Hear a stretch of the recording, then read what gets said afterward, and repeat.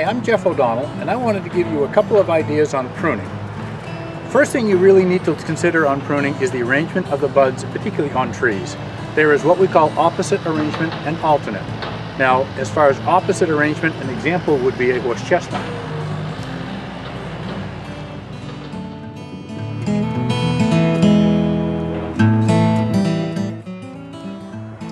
An example of an alternate arrangement would be similar to a magnolia, where in any space on the branch you'll actually have one bud, you move up the stem, there's another bud, and then so forth, so that there are not buds opposite of each other.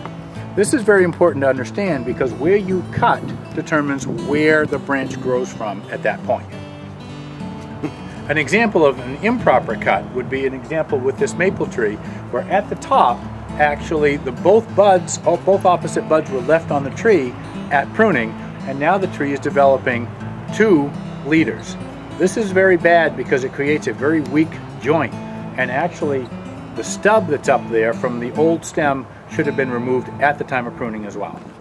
An example of proper pruning would be on this maple tree, where the cut was at an angle so that it removed one of the buds, so that we left one and we now have one central leader on the tree.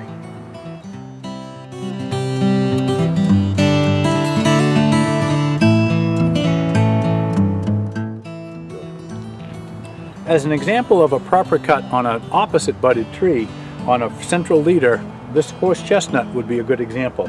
You actually want to prune so that you actually remove one of the buds and leave the other to form the next leader. As an example on an alternate budded tree, you simply want to cut at a slight angle just above one of the buds, and now this bud becomes the end of the branch going in that direction.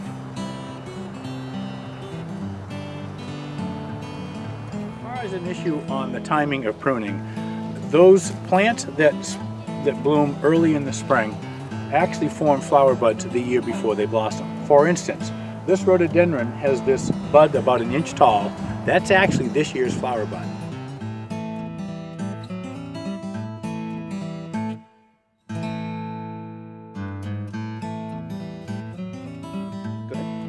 If you were to prune this branch before this bud opened, you'd actually be removing the flower bud from the capability of flowering. You would not get this to open. On the other hand, that little bud right there is a growth bud.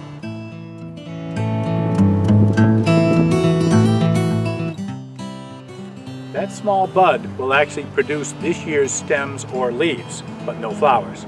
So theoretically, that could be cut off at any time. You're not removing flower buds by doing that. On the other hand, any of these stems with these big flower buds will not flower if you take them off before that opens. Now go ahead. The location of a cut on a rhododendron is fairly important.